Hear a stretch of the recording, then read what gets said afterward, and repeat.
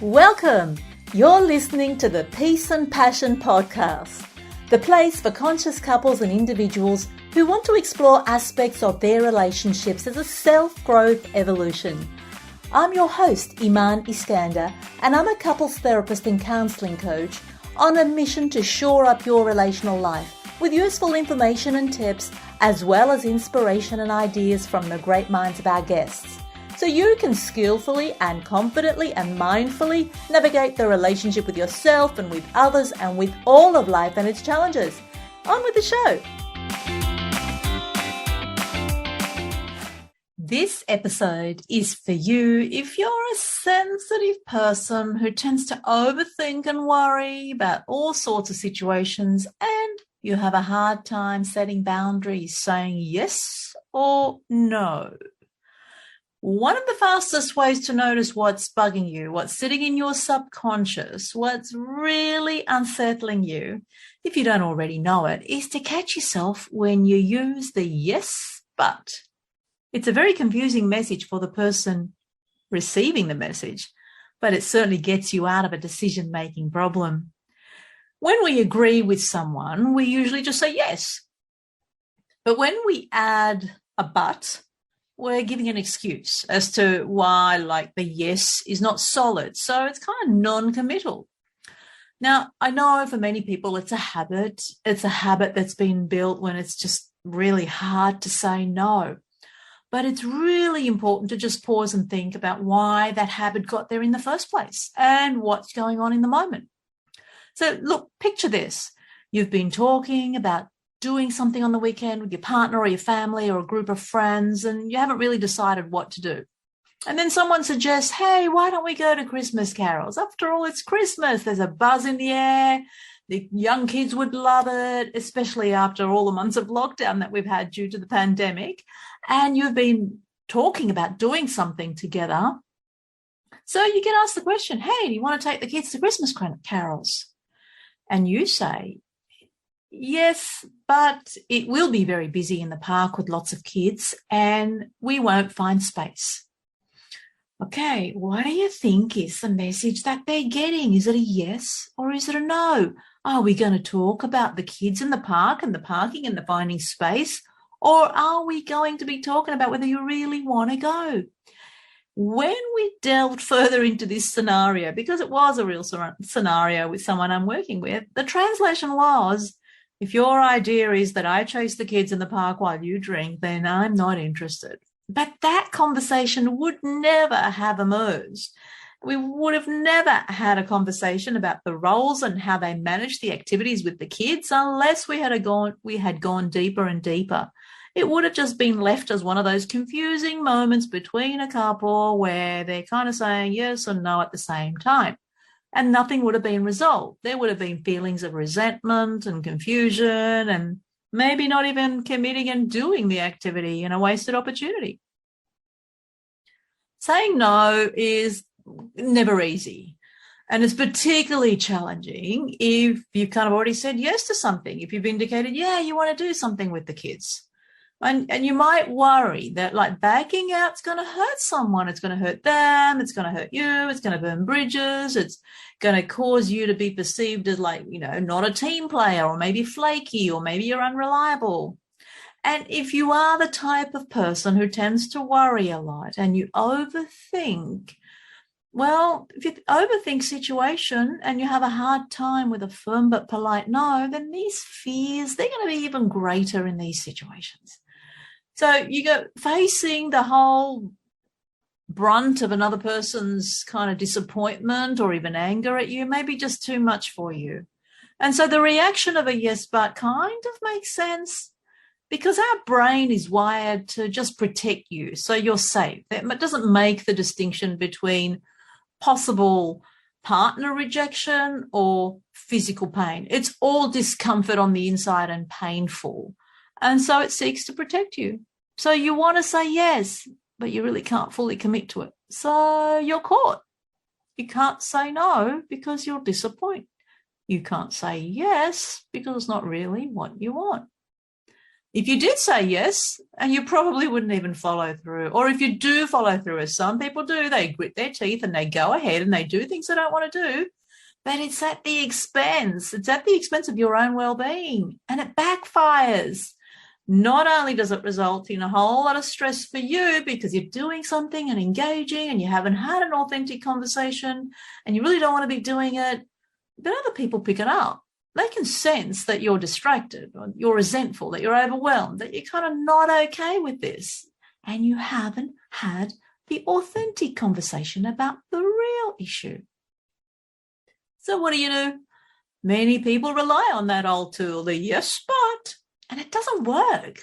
It gets confusing. You're sending mixed messages. Look, often the yes, but is actually trying to say something more. And it's often used because you don't feel completely safe or even at ease with your relationship, with your partner, with the situation. So you go ahead and you just sprinkle these veiled excuses in your conversation. Let me show you what I mean. See if you can hear the truth in what's behind the yes, but in this example. And these are real cases. Well, someone says, shall we put aside 50% of our income and save towards a house so we can move in together? And the response is, yes, but I need money right now. Oh, is that a yes or is that a no? Once you've said the but, it negates everything that came before it, which was a yes. The translation really is, I'm not sure about us. Oh, now that's a very different conversation about saving 50% of the income to buy a house. What about this one? Would you like to go on a date?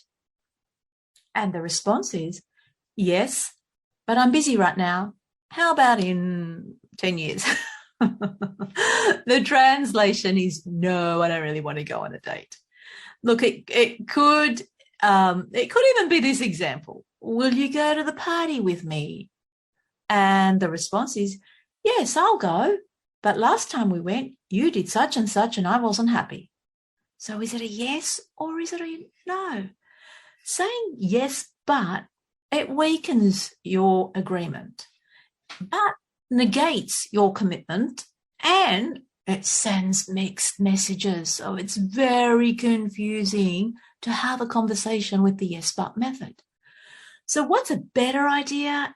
It's a really good idea for you to explore what is under the but, so you can have a more authentic conversation. You can be talking about why you don't want to go on the date. You can be talking about what it is that they did at the party last time that really offended you and disappointed you, and how you can improve it together. You can be talking about the financial scenarios, whether you want to save or you don't want to save. It's completely different when you show your truth. You see, sometimes the yes, but is just a shortcut. It's withholding, a way of withholding. And, we withhold our complete truth from other people for good intentions, I suppose, because we have something that we want to protect them from. It's kind of our unfinished stuff. Something's not right within me. We have reservations. So we withhold it, I guess, sometimes to protect other people. It doesn't work, though. What's more important is when you have these reservations and you withhold, you do answer questions with a yes, and then there's often the catch, the but. And if you don't know why you're doing that, why you can't be fully committed to a yes, then that is a beautiful diagnostic. If you're noticing and finding that you're saying yes, but a lot, and I want you to notice that, then what's under it? There's some work here for you to understand, what are your reservations? What is going through you? Who are you protecting? What are you protecting them from? And sometimes when we get our own feelings hurt and we're not able to kind of heal or reconnect with the person, then we end up building these conditions in our communication. It's a way of keeping us safe, as I've already said. So again, it's important for you to notice, am I protecting myself? If it's your way of wiggling out of a commitment and you really don't know why you're doing that and you're bothered, you'll need to go further into the yes, but. Then you can really show why you can't relax. You can really know why you can't relax. You can then be at ease and commit to whatever they're asking. We want to be with our partners, our friends, the people around us, but often we become hesitant because we don't want to get hurt and we don't want to hurt them. It's really not helpful, though, to you or your mate or your partner or your friends with you use the yes but. Listen to yourself and answer when you're asked something, and answer with truthfulness, with authenticity. If you are one of these people that falls into the habit of agreeing with conditions, I want you to just notice this. So over the next week or so, just make a point of noticing your yes buts, and maybe ask yourself if you're giving your friend, partner, mate a mixed message. And if you are, then all you have to do is realize this, be conscious of it the next time so you don't fall into the habit.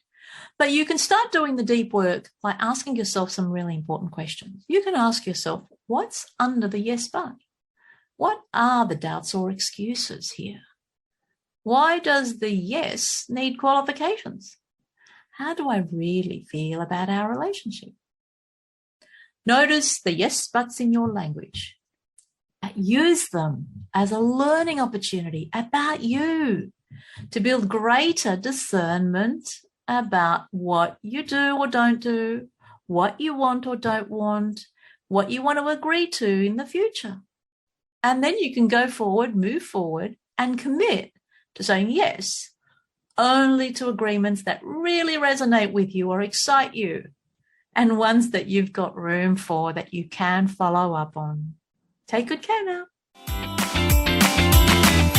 Thanks for listening to the Peace and Passion podcast. If you'd like to stay in contact, make sure you subscribe to the show in your podcast app so you don't miss an episode.